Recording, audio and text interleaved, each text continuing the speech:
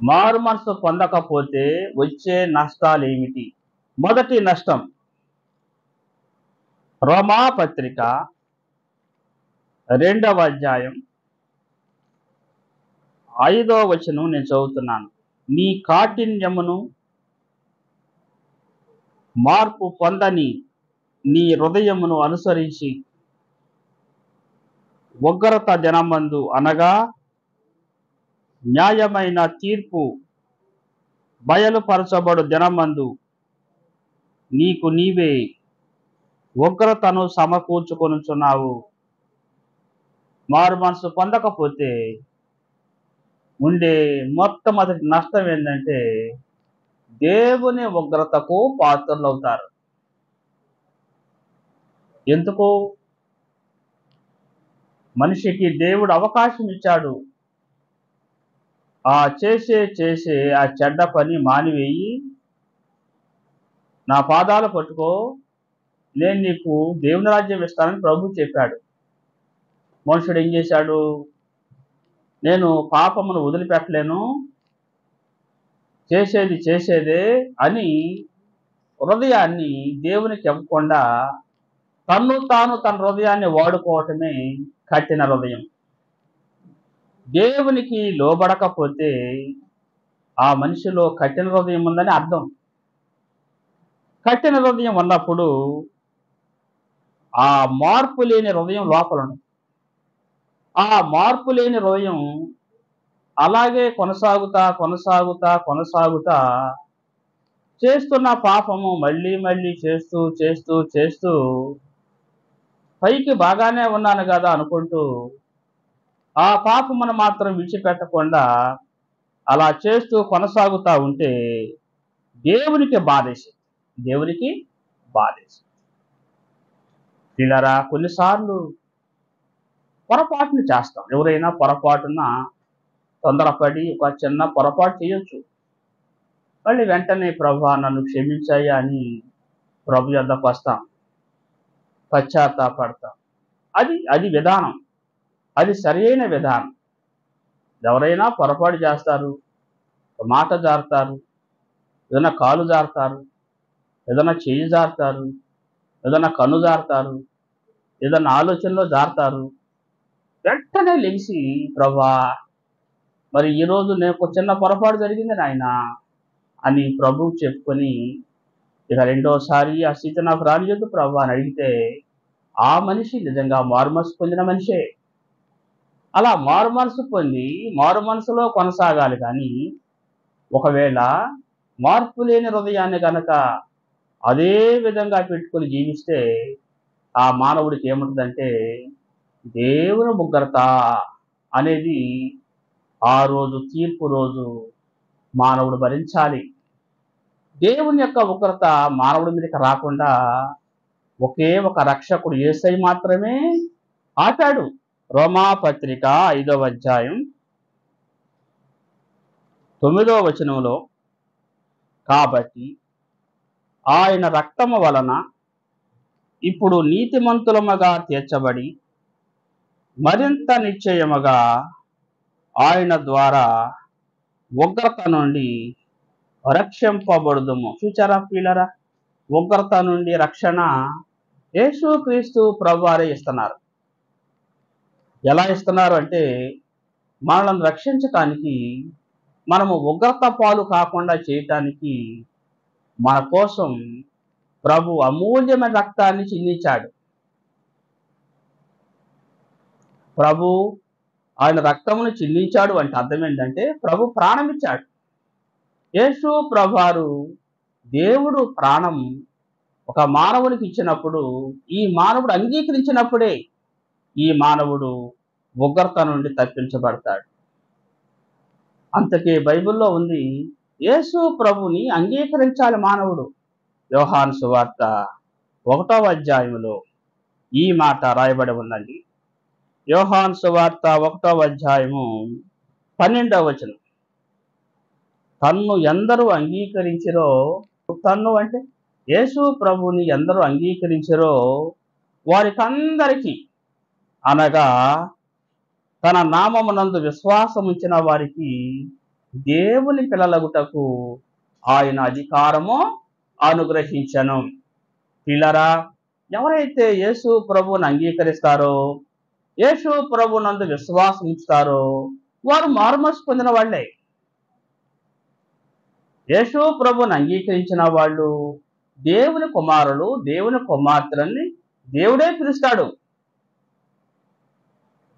కనుక ఎవరైతే యేసు ప్రభు నా కొరకు చనిపోయాడు అని అంగీకరిస్తారో వారికి దేవుని ఉగ్రత రాదు, దేవుని తీర్పు ఉండదు. ఒకవేళ యేసు ప్రభుని అంగీకరించకపోతే, యేసు ప్రభునందు విశ్వాసం లేకపోతే, మారు మనసు పొందకపోతే అప్పుడు ఆ మనిషి మీద దేవుని ఉగ్రత, దేవుని తీర్పు ఉంటాయి. ఇది మొదటి పాయింట్.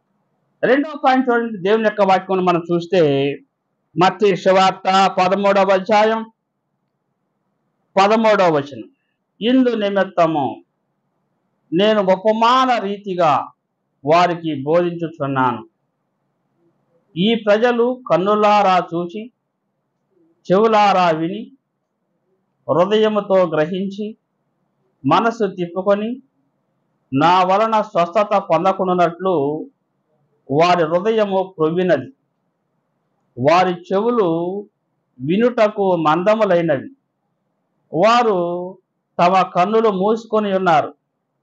గనుక మీరు వినుట మట్టుకు విందురు గాని గ్రహింపరు, చూచుట మట్టుకు చూతురు గాని ఎంత మాత్రమును తెలుసుకొనరు అని యెషయా చెప్పిన ప్రవచనము వీరి విషయమై నెరవేరుతున్నది. దేవుని యొక్క వాక్యంలో ప్రభువారు చెప్పారు. యెషయా గారి కాలంలో కూడా చాలా మంది దేవుని గురించి ఎక్కువగా వింటా ఉండేవాళ్ళు. ఇప్పుడు కూడా ఎక్కువగా దేవుని గురించి వింటా ఉంటారు.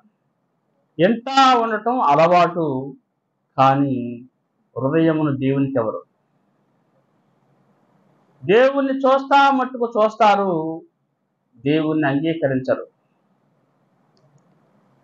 పిల్లరా, వినటం, చూడటం, హృదయముతో గ్రహించటం, అవి మూడు ఎందుకు మానవుడు చేయలేకపోతున్నాడంటే కారణం ఏంటో తెలుసా? బైబిల్లో చదవండి, అక్కడ చక్కగా రాయబడి ఉంది. మత్తయి సువార్త 11వ అధ్యాయము 25వ వచనం. ఆ సమయమున యేసు చెప్పినదేమనగా, తండ్రి, ఆకాశమునకును భూమికిని ప్రభువా, నీవు జ్ఞానులకును అవివేకులకును ఈ సంగతులు మరుగు చేశావు, పసిబాలురకు బయలుపరిచినావని నిన్ను స్తుతించుచున్నాను. భూమి మీద ఎంతో మంది జ్ఞానులున్నారు, వివేకులున్నారు. వాళ్ళకి హృదయం మార్పు అంటే ఏంటో తెలవదు, వాక్యం వింటారు కానీ వాక్యం అంటే ఏంటో తెలవదు, గ్రహింపు ఉండదు. కారణం ఏంటో తెలుసా అంటే యేసు క్రీస్తు ప్రభు దేవుడని వారు అంగీకరించాల. జ్ఞానం ఉంది, వివేకం ఉంది, కానీ యేసు ప్రభుని అంగీకరించాల. యేసు ప్రభుని ఎవరైతే అంగీకరించలేదో వాళ్ళు మారుమనసు పొందరు.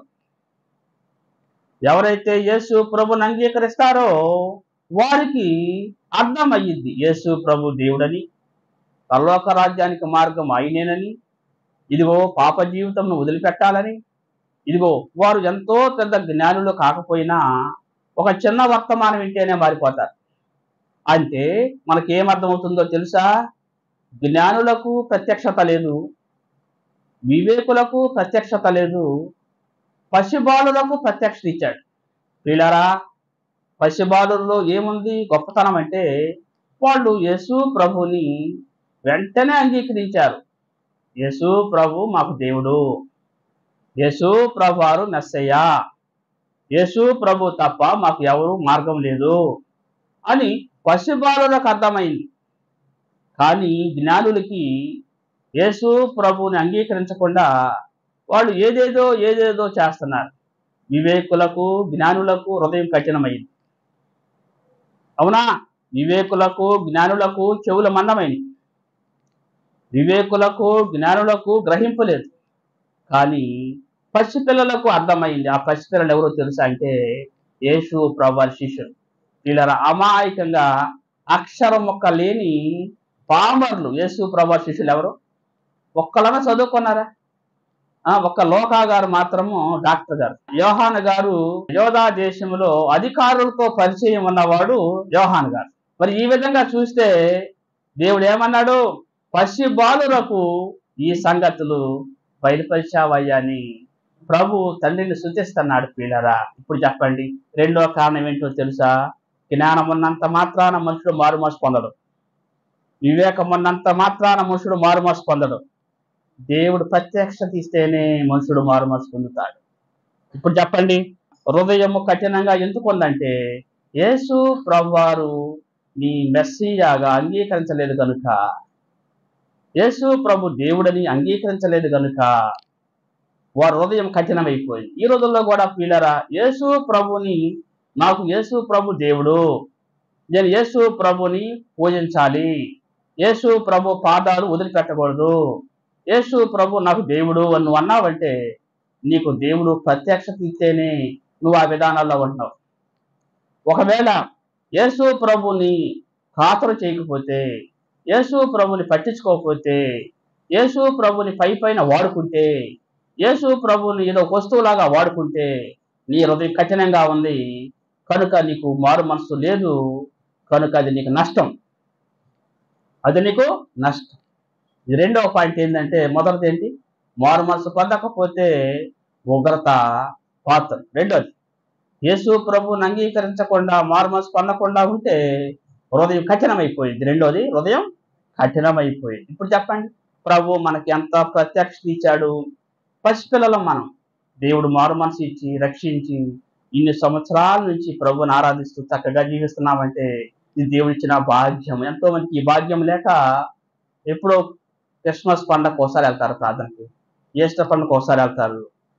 అవన్నీ కూడా కఠినమైన హృదయం గల మనుషులు చేసే ఆచారాలు. పిల్లరా, దేవుడు ఎంత గొప్ప దేవుడు చెప్తున్నాడు.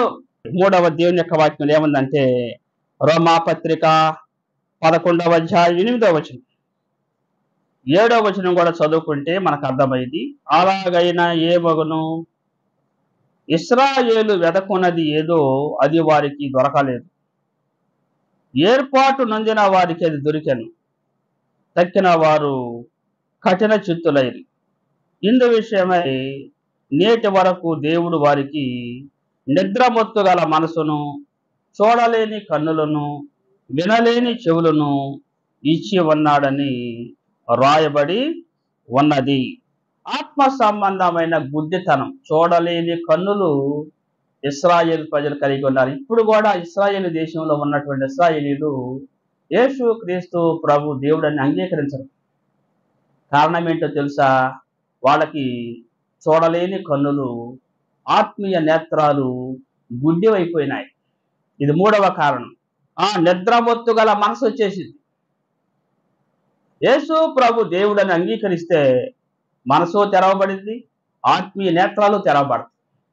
తేడా కనపడుతుందండి. చాలా మంది అనుకుంటారు మనుషుడు మారు మనసులో ఎన్నో దీవెనలు ఉంటాయి, ఒక్కసారి మారు మనసు పొందాడంటే ఇక అన్ని దీవెనలే.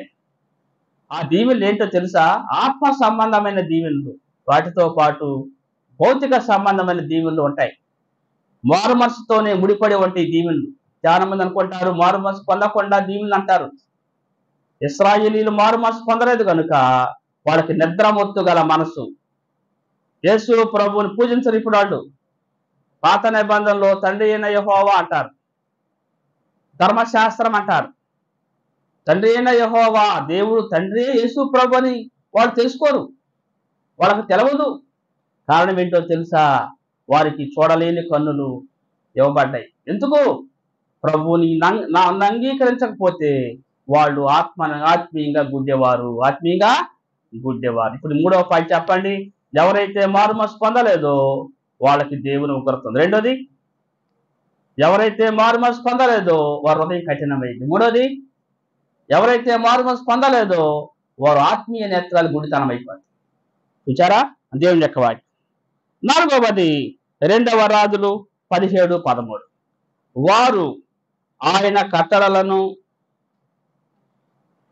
తమ పితరులతో ఆయన చేసిన నిబంధనను,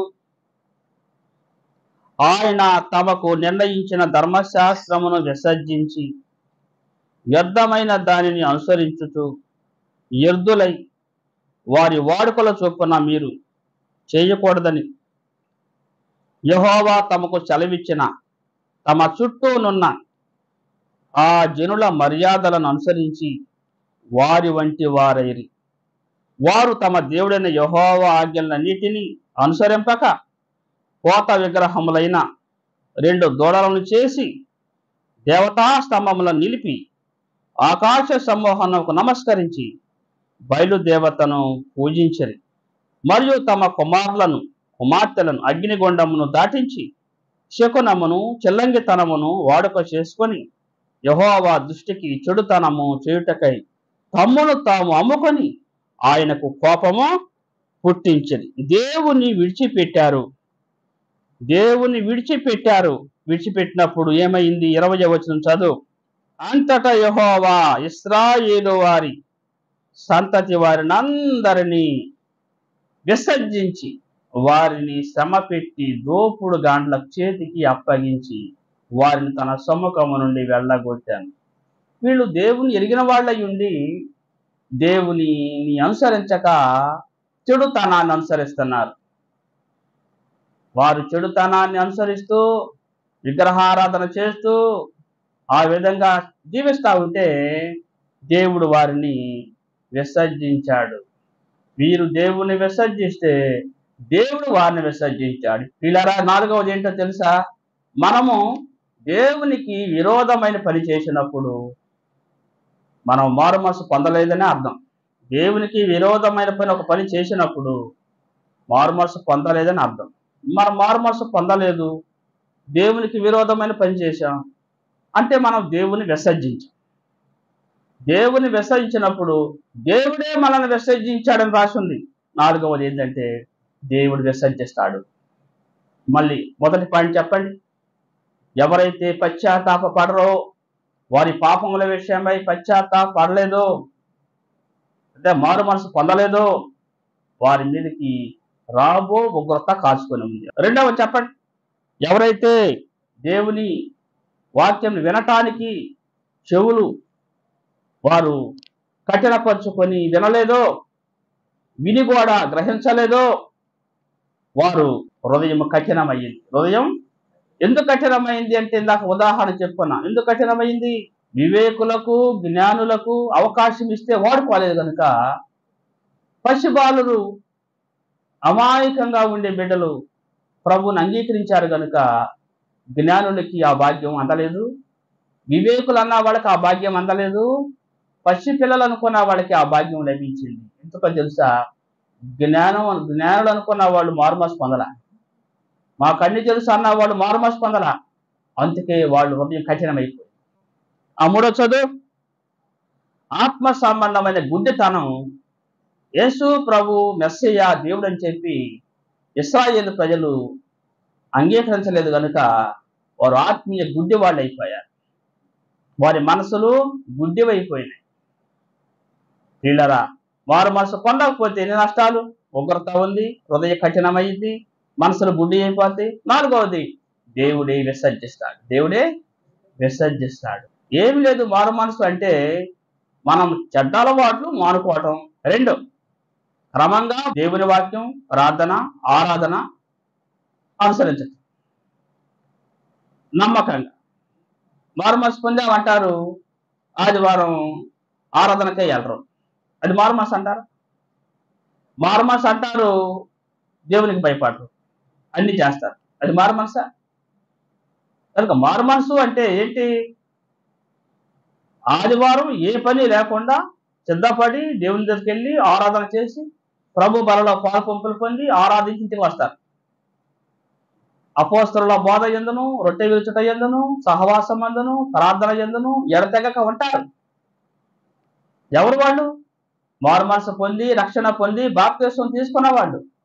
మరి వీళ్ళు ఏం చేస్తున్నారు? మారు మనసు పొందలేదు, బాప్తిస్మం తీసుకోలేదు.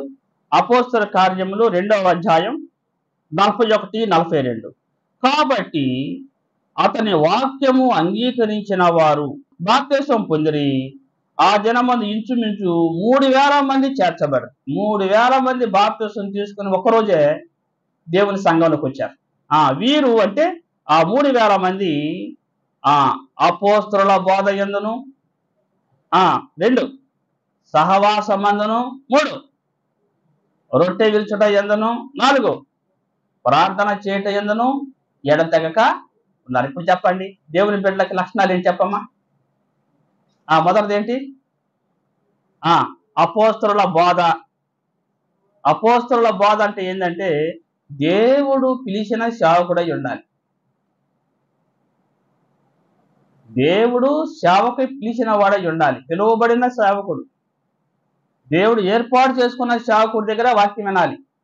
అపోస్తలుల బోధ యందును. రెండోది సహవాసమందు అంటే దేవుని బిడ్డలందరూ కలిసిగట్టుగా సహవాసముతో, సేవకులతో, విశ్వాసులతో కలిసిమెలిసి ఆత్మీయంగా జీవించటం సహవాసమందు. 3 రొట్టె విరుచుట యందు దేవుని బిడ్డలందరూ ప్రతి పరిశుద్ధ దినము క్రమము తప్పకుండా రొట్టె విరుచుటకు ప్రభు దగ్గరకు వెళ్ళి ఆరాధన చేసి రొట్టె విరవాలి. 4 ప్రార్థన చేయుట యందును. ఇలా ఉపవాస ప్రార్థన జరుగుతా ఉన్నప్పుడు ఇలా మానుకోకుండా ప్రార్థనలో హాజరవ్వాలి. ప్రార్థన చేయుట యందును కూడుకుని ఇలా నడిచినప్పుడు వాళ్ళు రక్షణ పొందిన దేవుని బిడ్డలు.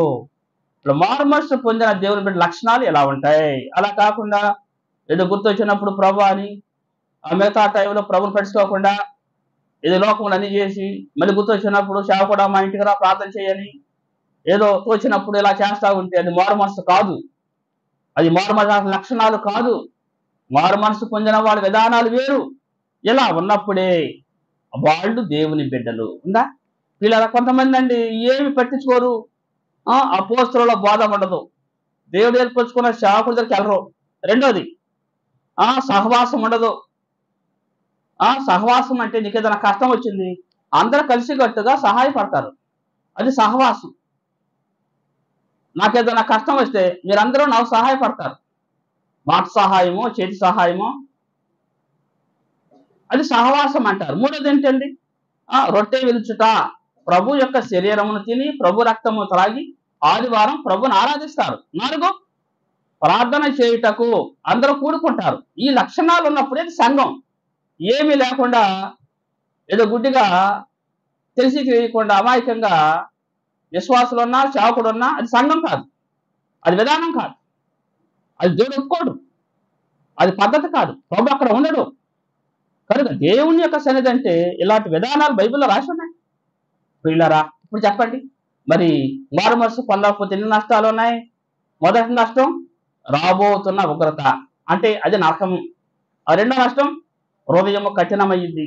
మూడో నష్టం మనసులు గుడ్డివైపోతాయి. 4వ నష్టం దేవుడే విసర్జిస్తాడు. కనుక ఇటువంటి పరిస్థితి దాపురించకుండా ఉండాలంటే మానవులు ఏం చేయాలి? యేసు ప్రభా, ఇదిగో అపోస్తలుల కాలంలో ఎలా ఉన్నారు విశ్వాసులు, మేము కూడా మా కుటుంబాలు కూడా అలాగే ఉండాలయ్యా అని భారం కలిగి ప్రార్థించి తీర్మానం చేసుకుని మన కుటుంబాన్ని తయారు చేసుకోవాలి. కుటుంబాలన్నీ కూడా దేవుని సన్నిధికి వెళ్ళి మన కుటుంబాన్ని తయారు చేసుకున్నప్పుడు దేవుడికి మనం సాక్షులుగా ఉంటాం. ప్రభు మనల్ని ఆశీర్వదిస్తాడు. అటువంటి కృప ప్రభు మనందరికీ దయచేయును గాక. ఆమేన్. ప్రార్థన చేసుకున్నామండి. పరిశుద్ధులైన దేవా, నీకు స్తోత్రాలు. మీ సన్నిధిలో మారు మనసు పొందకపోతే తీవ్రమైన పరిణామాలు, ఇక చివరికి పరలోకమే లేదు, అగ్నిగుండం. అయ్యా, మేము ఎంతో ప్రభా భయపడుతున్నాం.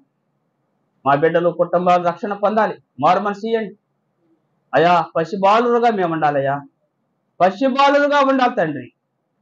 ఈ లోక సంబంధమైన మేధావితనము, ఈ లోక సంబంధమైన జ్ఞానము, ఈ లోక సంబంధమైన ఆధిక్యతలు, ఈ లోక సంబంధ గొప్పతనాలు మాకు వద్దయ్యా. పసిబాలురుగా దీనులుగా ఈ వాక్యం విని పశ్చాత్తాపడి మారుమనసు పొందే కృప మా అందరికీ వాక్యమైన ప్రియులకు దయచేయండి. యేసు నామమున ప్రార్థిస్తున్నాను తండ్రి. ఆమేన్. అందరికీ వందనాలు.